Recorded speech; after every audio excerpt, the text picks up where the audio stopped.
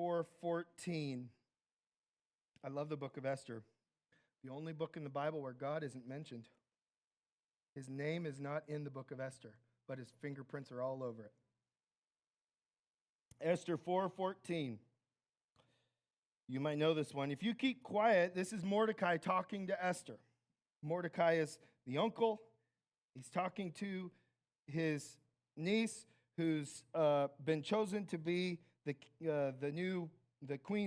king's wife, and she's a Jew, and the Jews are about to be killed. And Mordecai is challenging her to step up and do something about it. And this is what he says: if you keep quiet at a time like this, deliverance and relief for the Jews will arise from some other place. First of all, pause there. I always miss this part in this verse. The Jews, God's people are going to be taken care of. I felt that actually about us being bold and sacrificially giving and taking a risk in getting a building so that people in Walla Walla can be saved, families can be restored and healed and all of that. God's going to move in Walla Walla. That's not what's on the table. Mordecai's saying, God's going to save the Jews. But Esther, the question isn't, will God save the Jews? That's not what we're asking here. We're asking this. It'll arise from some other place, but you and your relatives will die. Who knows if perhaps you were made queen for such a time as this? God's going to do what God's going to do. That's not what's in question. The question is, do you want to be a part of it? Perhaps the reason you've been put in this position you're in is actually to be a part of the answer. It's an invitation. We're not the Savior. Esther did not save the Jews. God saved the Jews. Esther decided to be a part of God's plan. So Refuge Church, God's going to move in Walla Walla. Refuge is not going to save Walla Walla. Jesus is. Question is this our time? For such a time as this, are we positioning ourselves? Are we ready to do and be who God has called us to be? So we define the word martyr. It's an ancient Greek word. Remember, it means bound to memory. And it doesn't just mean that something is, I can't get it out of my head. I bound this thing to my memory. It means that my life is bound to the thing that I remember. The Hebrew word in the Old Testament for remember, one of the Hebrew words, whenever it's remember the laws of the Lord, remember his covenants, remember his promises, remember how he led you out of Egypt. Remember. Most of the time, the Hebrew word there is a different word than our remember. I don't know if you're like me. The older I get, the more this happens. I'll be sitting on the couch and I'll know, okay, I have my phone charging in the bedroom. I need to go get my phone and call somebody. And I get up from the couch and I walk, 30 yards, 20 feet. I don't know how far I'm walking. But it's amazing, the time between the couch and my bedroom. I open my bedroom door and I go, okay, I was coming in here for a reason. And then I get distracted and I go, actually it's kind of cold. Maybe I'll get out of these shorts and put some sweats on. Yeah, that's what I need. Yeah. And then I go back and I sit down. And one time Michelle and I years ago, I know you're not supposed to talk about him anymore apparently, but we went and saw Bill Cosby one time. And he had this bit about, there's a button on my rear end. It's the remembering button. He goes, I get up because I'm supposed to go do something. I forget what it is. I go back and sit down where I was, and the minute I sit down, I remember what I got up for. And that's what happens to me too. And I don't know if that happens to you. So you and I could say, I remember where I put my phone. And that just means I know where I put my phone. But the Hebrew word for remember is, I have a purpose for the phone. I remember where it is. I need the phone to do this thing. I'm going to the grocery store. I remember where my wallet is. It's not just the information that, oh yeah, my wallet is on the dresser. That's great information. But it's attaching that information to the purpose. Does that make sense? So when God says to the children of Israel, remember how I led you out of the wilderness, he's not just saying, remember the facts. He's saying, you're going to the grocery store, remember where you put your wallet. There's a reason they had to remember. I'm about to do something and you need to remember. And so when this thing is bound to my memory, like this word martyr says, bound to memory, there's something I remember that Jesus did that affects the way I live. It's not a set of facts in my head, but it actually is, I'm bound to it. It has changed my life. I can't leave this truth behind. Now that I've seen it, I can't unsee it. I'm done.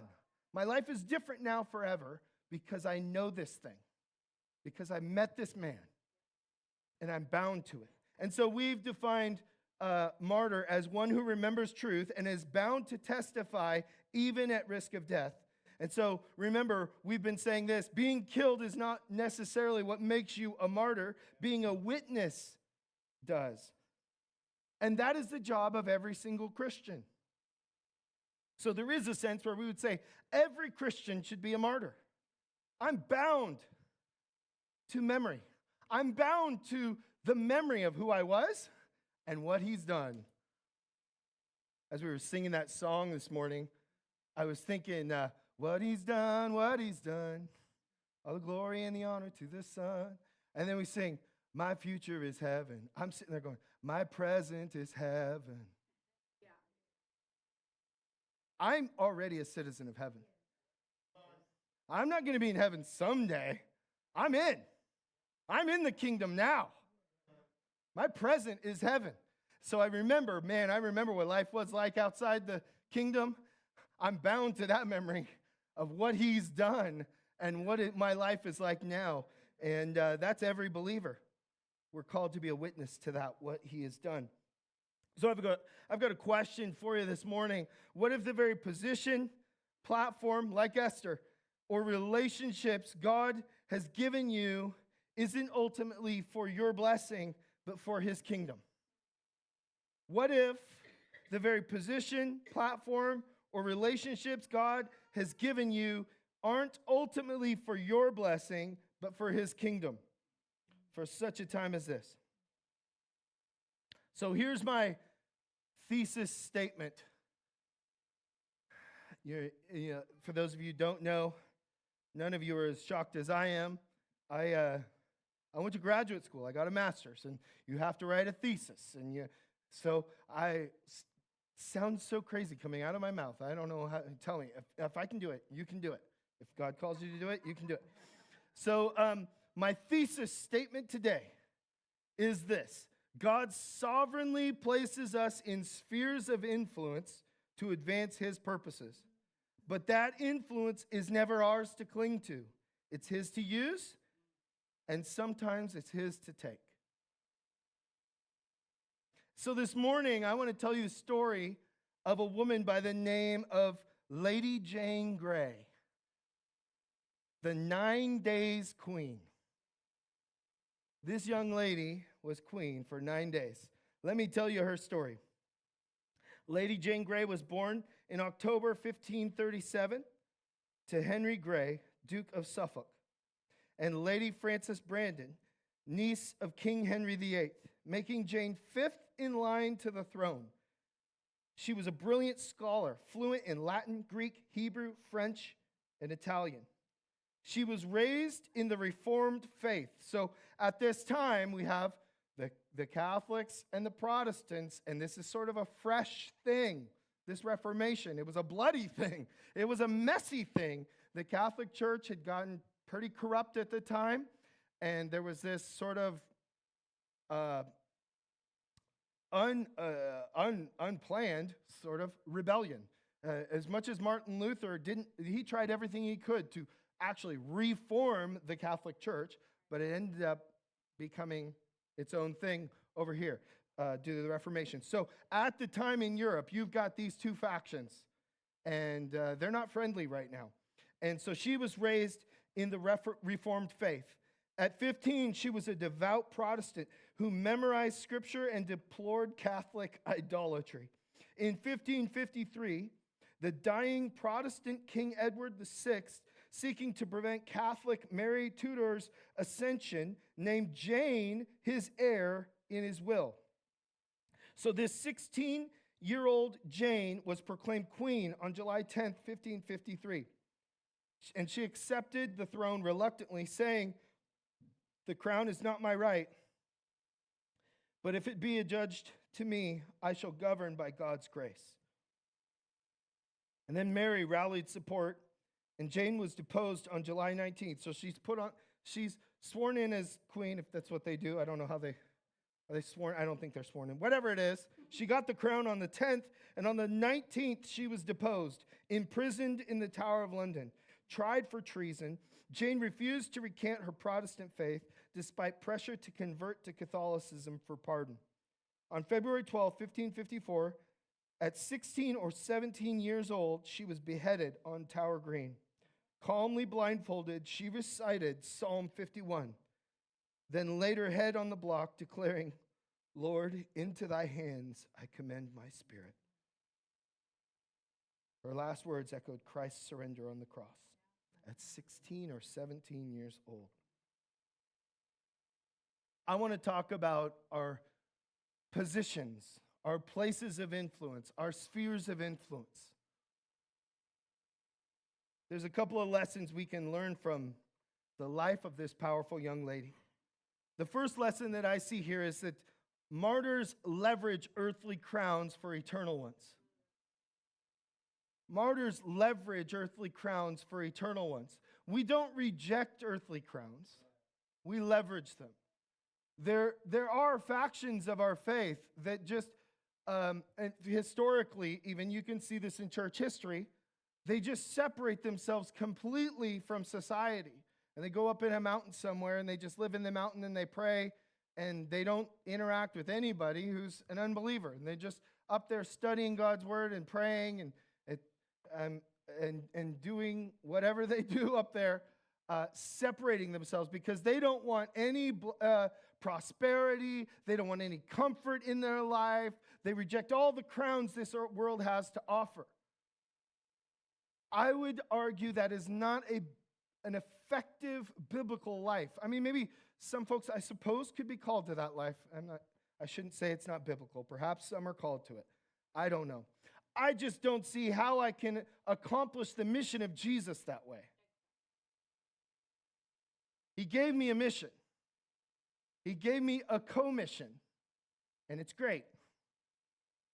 And at the end of the day, I'm going to stand before him and I say, "You told me to make disciples, Lord, and I gave my life to doing it." And so a kingdom-minded martyr doesn't reject earthly crowns. They leverage them. We don't reject influence. We leverage influence. We don't reject positions. We leverage them. We use them as a tool to accomplish our mission. Your life is not an accident. Your job is not an accident. Your neighborhood is not by accident. Your family is not by accident. God doesn't just scatter his people, he plants them. And so I want you to start thinking about your job. God, you planted me here. God, you planted me in this neighborhood. God, you planted me in this friend group. You've planted me in this family. I didn't just wander and meander here. You have led me here. And why did you put me here, God?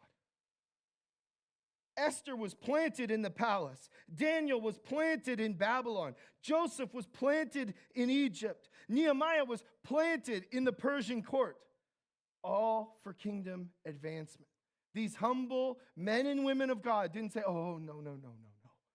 I'm a servant of God. I can't have a position of influence." I said, "No, for such a time as this."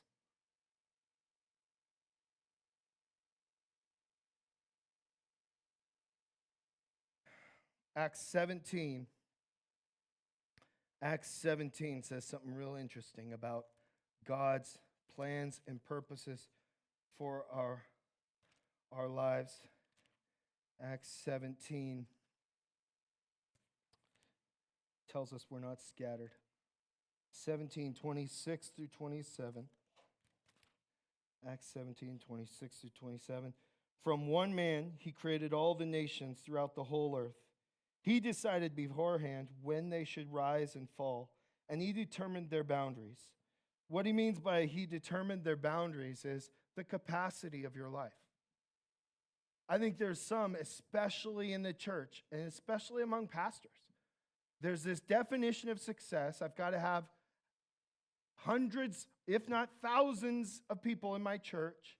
I've got to have this huge online platform. I've got to have this much of a budget, this much of a staff, instead of saying, God's determined my boundaries.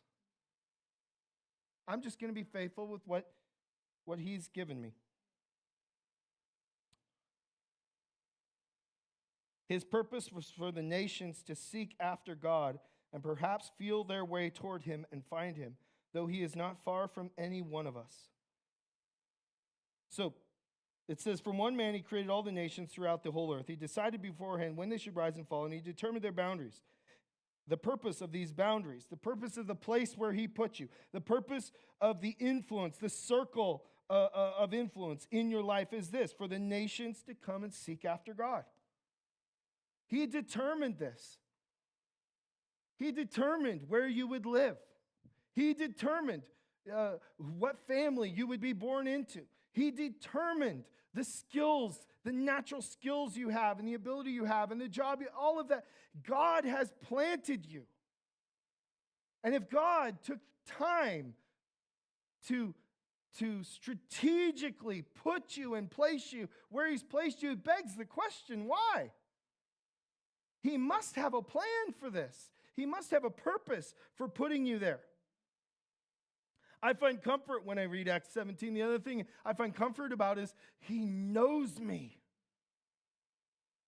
He knows me. He knows me better than I know me. And he cares about me. And I don't mean just he's affectionate about me, but he plants me with care, with thoughtful care. He cares. He's careful with me. He's not haphazard with my life. And he's placed me somewhere because he knows me and he cares for me. I can remember when I first got done with school, I'm working as a social worker, and I'm investigating the abuse of vulnerable adults. So not just elderly people, but people, say, with dementia, or even people born with disabilities, or learning disabilities or physical disabilities, that someone is abusing them. Say like a caretaker is beating them or starving them or whatever. I would investigate those things, and it was a pretty rough job.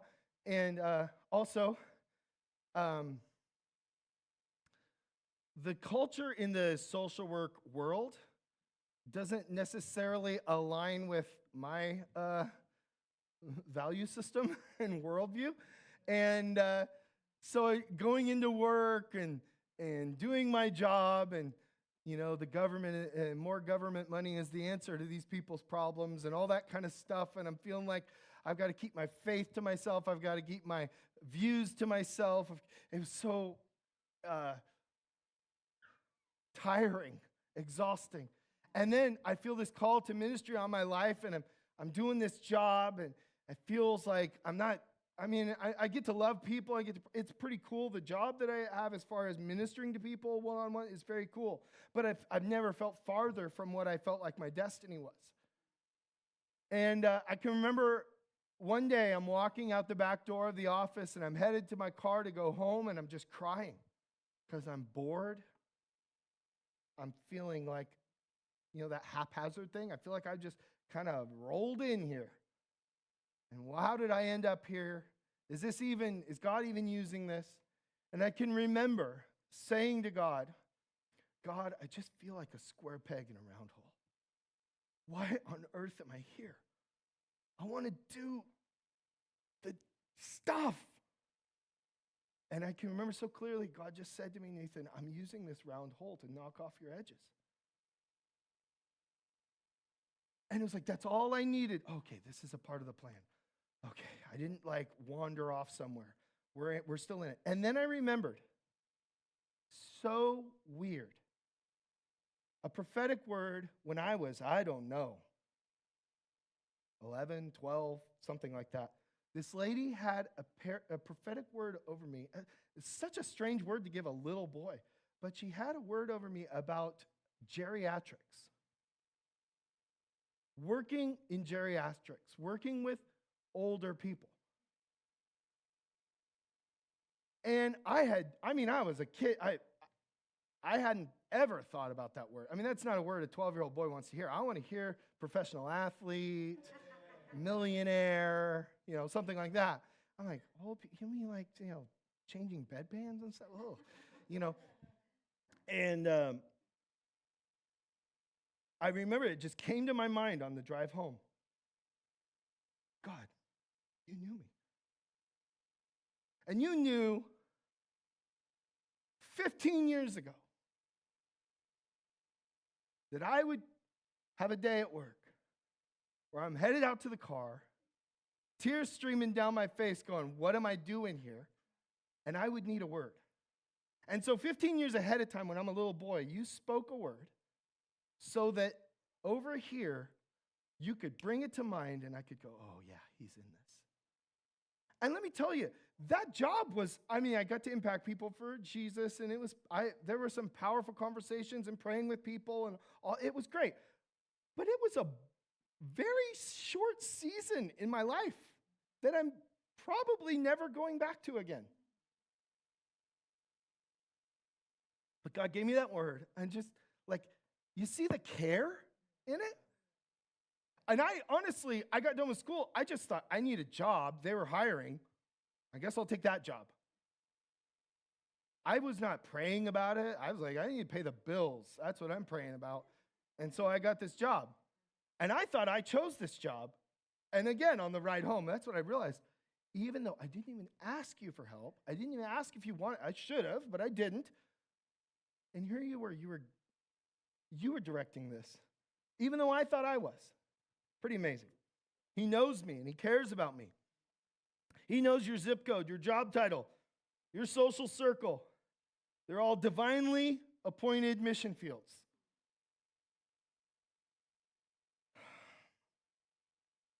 And in Matthew 5, Jesus kind of lays out the mission. Matthew 5. This is another one you're going to be familiar with. I don't know if I have any crazy scriptures today. Just normal stuff that you know. Uh-oh. Matthew 5, 13 to 16. You're the salt of the earth. But what good is salt if it has lost its flavor? Can you make it salty again? It will be thrown out and trampled underfoot as worthless. You're the light of the world, like a city on a hilltop that cannot be hidden. No one lights a lamp and then puts it under a basket. Instead, a lamp is placed on a stand where it gives light to everyone in the house. Your life is a billboard for God's love and grace. And I'm not at all a business person. One of the reasons I chose social work is because math is like a foreign language to me. And I found out I could get this degree with my, at first I was an elementary ed major, and so I took best math ever in college was elementary education math. I was like, oh yeah, that sounds amazing. So I'm learning elementary math, but I'm learning how to teach it, which basically I was learning how to do it. It was amazing. I can add, and I can multiply, and I can divide, and if you give me some time, I can figure out how to do it with fractions even. And so I found out that class would count for my math for my other degree because I didn't want to be a teacher. And I'm like, okay, I guess that's the degree. So I'm not a good business person. But I do know one thing about business and marketing and advertising. when it comes to a billboard, location is pretty key. You're not going to put a billboard up in a mountain somewhere, hiding in the woods. You're positioning the billboard at a place where the most eyeballs will see it. And not just any eyeballs, but the right ones. So you're saying, okay, I'll bet you if we were to put a billboard by the high school, you might advertise a certain thing there. But if we're going to put a billboard maybe on the highway towards the Tri-Cities or something, probably have something different there because it's a different audience. And so a smart businessman is pretty shrewd about where he puts which billboard. And your life is that billboard. How are we going to project the message of the gospel if we're just rejecting any positions of influence?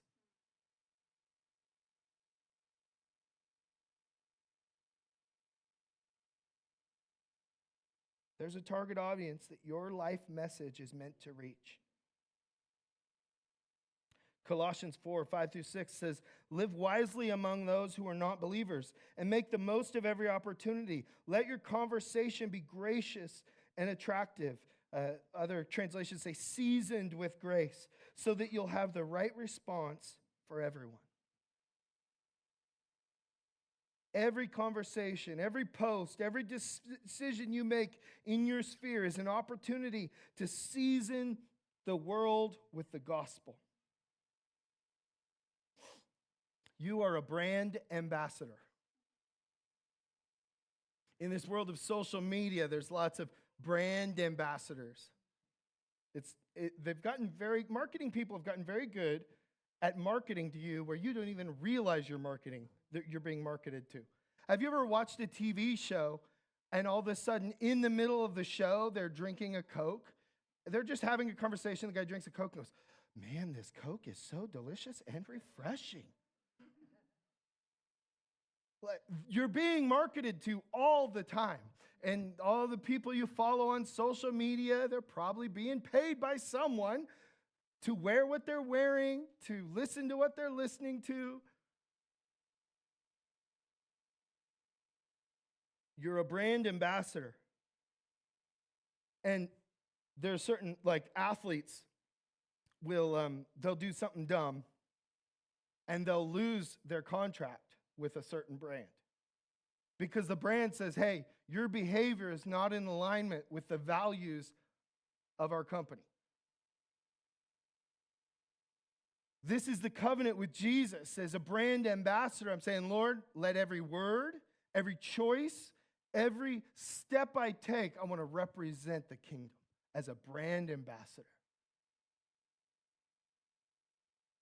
I want to reflect the heart of the King. So embrace your role.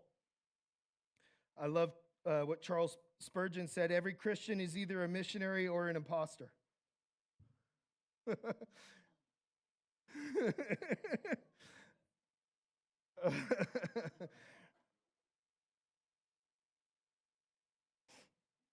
Remember, I read this a couple weeks ago when we were talking about Polycarp. This is in Revelation, the letter that was written to the church, actually, that Polycarp oversaw. He said to the church, he says, if you remain faithful, even when facing death, I'll give you the crown of life. Remember, martyrs leverage earthly crowns for eternal ones. He said, hey, if you remain faithful with the influence I've given you, with the mission I've given you, you remain faithful. If you lose that crown, I've got a better one for you. So eternal crowns are the reward for surrendering earthly ones. So I got some crucial questions for you. Where do you have influence? I love, I think it was John Maxwell, right? The leadership guy. He says, he defines leadership as influence. A pastor that I really look up to, he takes the definition a step farther. He says, just having influence doesn't make you a leader. Leadership is influence that you take responsibility for. All of you in this room have influence. You may most likely, myself included, have influence in places that you're not even taking responsibility for that influence. You don't even realize you have it. You haven't even thought about the idea that you could influence someone in that circle. That's where you sort of relax and you be yourself.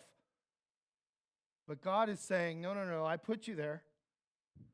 Take responsibility. Where do you have influence? And then the second crucial question is, why do I have it? Where do I have influence, and why do I have it? Okay, God, why did you put me in this job? Remember Caluthus, we talked about him a couple weeks ago. He was a doctor in the 3rd century who just ministered to people, administered medicine, all of that for free. But before he gave them medicine or any kind of treatment, he would pray for them and see them healed. And so he took his position of influence. I'm a doctor here. People are coming to me, the sick, especially the poor. He focused on the poor and the needy. And they're coming to me with these needs. I have influence. I could just meet their need, or I could point them to Jesus.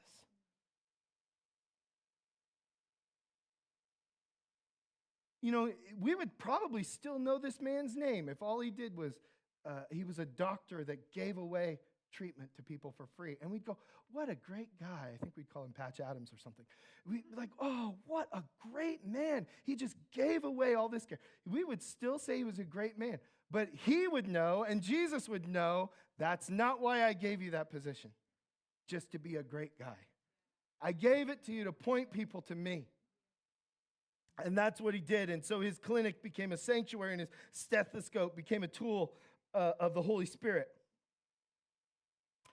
So first point is that martyrs leverage earthly crowns for eternal ones. Second and last point is this: a martyr's influence doesn't influence them. I see this a lot in the world. See, what I'm saying here is a martyr is willing to surrender position when it means compromise. I see it in the world of politics, and I see it in the world of church a lot.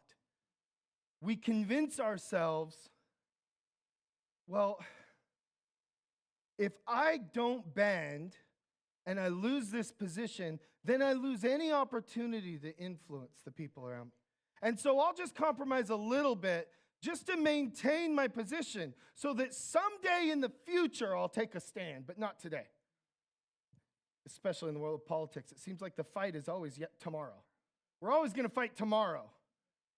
We got to sign this tax bill today, but tomorrow we'll fight on it, or whatever it might be. Oh, okay, tomorrow never comes. And I see it in the church too. I see pastors, a pastor and his wife that I really look up to. He and his wife were interviewed, and it was at a time when the abortion issue was raging hot, hotter than it is today. And man, the answer was so weak. And the defense of the answer, because there was a whole lot of pushback from the church, was my influence. I don't want to lose my influence. Well, what are you influencing them towards? Yeah. If you're not allowed to speak truth, if you can't point to Jesus, who cares what you're influencing them with? Yeah. At some point, we don't let our influence us. And there is a line where we say, man, I'm going to do my best to live at peace, but there's a line I can't cross. And, God, you put me in this position, so actually you're the only one that can take me out of it anyway. So we have to see influence as something I steward, not own. Gaining influence isn't the mission. It's a tool. And man, there's so many online Jesus people that I just want to smack with this one. The mission slowly becomes the influence. Look what I'm doing for the kingdom. I've got 40 million followers. Who cares? Your life is a mess. That's not the mission.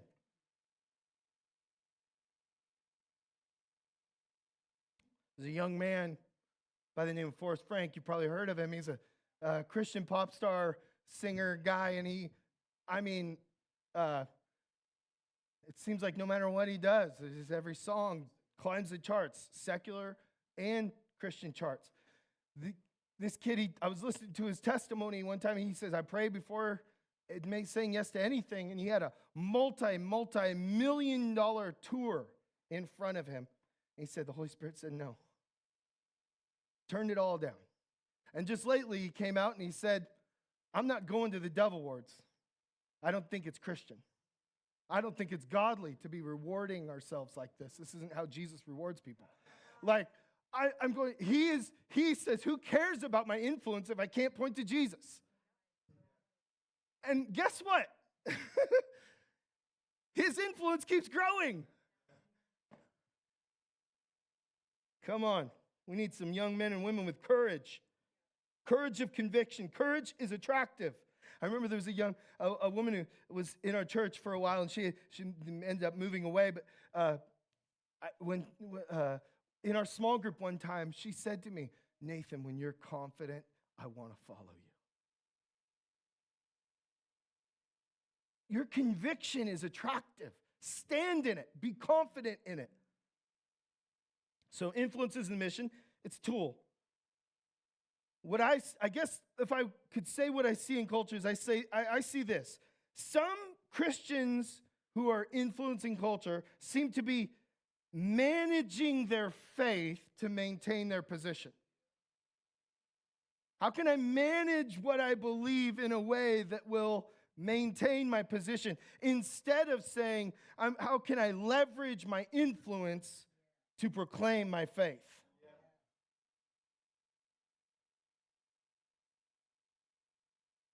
Because Christ was always the point of my position. The moment I have to choose between position and Christ, it is easy. And while I know that Jane Grey didn't willingly surrender the throne, I have to imagine as the queen, she could have made that a bloody mess. But she said, I didn't really want this throne anyway. Jesus gave it to me, and if he's not taking it away from me, no one can. So I'll trust him with it. Reminds me of Shadrach, Meshach, and Abednego. Remember this from Daniel? Nebuchadnezzar builds an idol, says everybody's got to worship it. These three guys aren't bending their knees. I wonder how many Jews at the time are bending their knees saying, if we're going to really have influence here, I'm going to bend on the outside, but I'm not going to worship on the inside, because we got to maintain our influence in the culture. We've got to stay relevant in the culture. So I'll just bend my knee, but on the inside, I'll be worshiping Jesus. I'll just kind of go with the flow here. So, what good am I to the kingdom if I'm dead anyway? I wonder how many bent their knee telling themselves something like that. And then Shadrach, Meshach, and Abednego, they say, oh, Nebuchadnezzar, we don't need to defend ourselves before you. If we're thrown into the blazing furnace, the God whom we serve is able to save us. He'll rescue us from your power, your majesty. But even if he doesn't, we want to make it clear to you, your majesty, we'll never serve your gods or worship the gold statue you've set up. This position in the kingdom, God's gonna save me. God's gonna maintain it for me. God's gonna keep me. But guess what? Even if he doesn't, it's not mine to defend.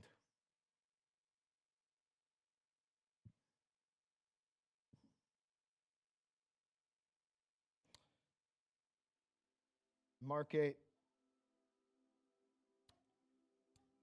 says this, then calling the crowd to join his disciples, he said, if any of you wants to be my follower, you must give up your own way. Take up your cross and follow me. If you try to hang on to your life, you'll lose it. But if you give up your life for my sake and for the sake of the good news, you'll save it. And what do you benefit if you gain the whole world but lose your own soul? My influence, my position. I just got to build my empire, get bigger, and then I'll stand for something. The cross was a shameful way to die. They did it publicly for several reasons. One, I think it had a teaching effect on everyone else that watched. Oh, what did he do? I'm not going to do that.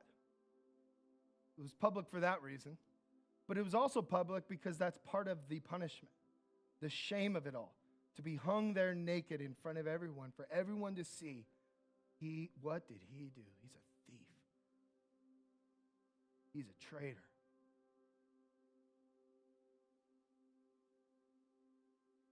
So, what Jesus is really saying here is, along with willingness to die for Jesus,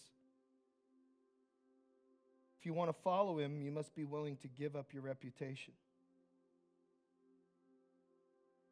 You must be willing to be shamed, to be canceled, to be rejected for him. And this is the ultimate trade-off that we all battle. Temporary influence versus eternal influence. So, a martyr's influence doesn't influence them.